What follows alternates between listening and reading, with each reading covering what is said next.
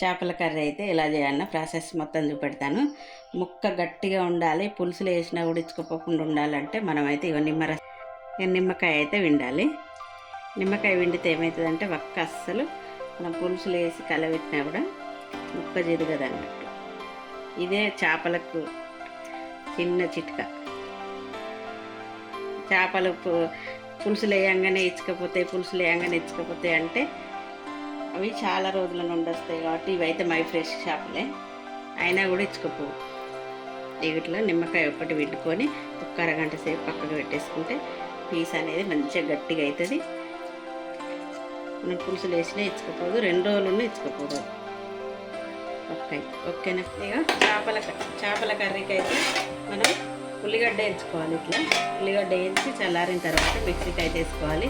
Compulsory ఉల్లిగడ్డ paste అయితే చేపల పులుసులో ఉల్లిగడ్డ పేస్ట్ అయితే వేసుకోవాలి. అప్పుడైతేనే చేపల కర్రీకి టేస్ట్ వస్తుంది. ఉల్లిగడ్డ ఎందుకు వేసుకుంటారంటే కొంతమంది ఏమో ఉల్లిగడ్డ ఇట్లా చాకు పెట్టి గ్యాస్ మీద కలుస్తారు. నేనేమో ఇట్లా ఆయిల్లో ఫ్రై చేస్తున్నాను కదా, ఆయిల్లో ఫ్రై చేసి కూడా వేసుకొని మిక్సీ పట్టుకోవచ్చు.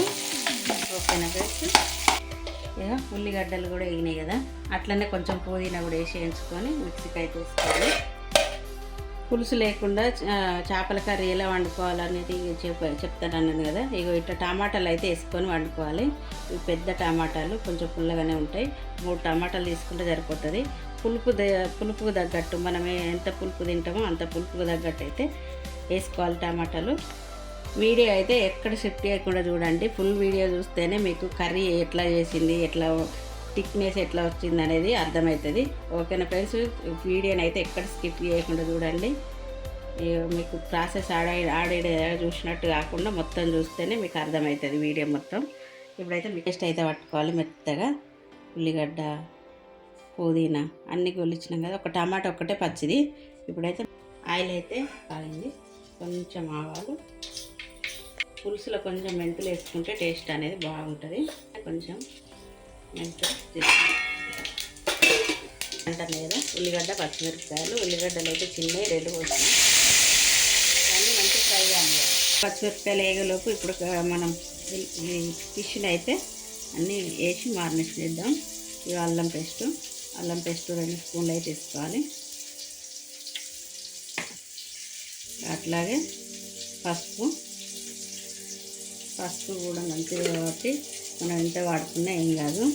చేపల కర్రీ ఎవరైనా కొత్తగా చేసేవారు ఇట్లా పులుసులో వేయగానే ఖరాబ్ అవుతున్నాయి అనే వాళ్ళు అయితే ఇట్లా చిన్న చిన్న టిప్స్ పాటించి ఫిష్ కర్రీ వేసుకుంటే టేస్ట్ అయితే బాగుంటుంది. నిమ్మకాయ విండిన తర్వాత అరగంట తర్వాత ఇవన్నీ వేసుకోవాలి. కారం 2-3 స్పూన్లు వేసుకోవాలి. అట్లాగే ఉప్పు కూడా మనం ఇప్పుడు దానికి తగ్గట్టుగా వేసుకోవాలి. ఇట్లా అందాజగా వేసుకుంటే మంచిగా తెలుస్తుంది అన్నట్టు. ఇట్లా చేతితో వేసుకుంటే ఈ స్పూన్ల లెక్క అయితే ఇగో ఈ స్పూన్ తోటి 4 స్పూన్లు వేసుకుంటే సరిపోతుంది. నేనైతే చేతితో వేసిన అందాజా ఇట్లా వేసి కలిపేసుకోవాలి. మనం ఎట్లా నిమ్మకాయ వండినాం కాబట్టి దాంట్లో ఇంకా దీంట్లో ఏమి వేసుడు అవసరం లేదు. ఉల్లిగడ్డ, పచ్చిమిరపకాయలు గోలినాయి కదా. పుదీనా ఏం చేసి ఇవైతే గోలినాయి కదా. ఇగో ఇప్పుడు పట్టుకున్న ఉల్లిగడ్డ పేస్ట్, టమాటా పేస్ట్ అయితే వేద్దాం. ఇవి వేసి ఇది ఒక 2 నిమిషాలు ఇట్లా కలపాలి. కలిపిన తర్వాత ఫిష్ ముక్కలు వేసుకొని ఒక 15 నిమిషాలు ఉడకనిస్తే వేడి చేపల కర్రీ అయితే రెడీ. ఇలా 5 నిమిషాల తర్వాత ఉడికిన తర్వాత టమాటా కూర మొత్తం ఉడికింది కదా. ఇప్పుడు మనం కలిపి పెట్టుకున్న చేప ముక్కలు అయితే వేసేసి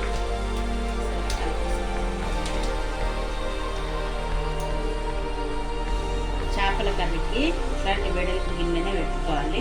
వెడల్పు గిన్నె పెట్టుకుంటే చేపలు అయితే వేసిన వెంబటే ఒకసారి కలిపేసి మనం వాటర్ అయినా చింతపండు అయినా పోసిన తర్వాత చేపలు అయితే మళ్ళీ కలపొద్దు. ఇట్లా ఊపాలి కానీ కలపాలి. పక్క అనేది ఉడికిన తర్వాత కూడా ఊపెడతా మీకు ఏదైతే మంచిగా ఉంటుందో. 15 నిమిషాలు ఉడకనివ్వాలి మనం వాటర్ వేసుకున్న తర్వాత. ఇక 15 నిమిషాల తర్వాతనైతే ఇక ఫిష్ కర్రీ ఉంటుంది. పీస్ అనేది చూసిందా ఎట్లా గట్టిగా ఉంటుంది.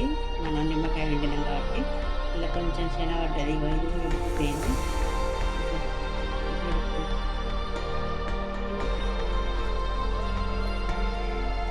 ఇది అయితే 15 నిమిషాల్లోనే ఉడకాలి.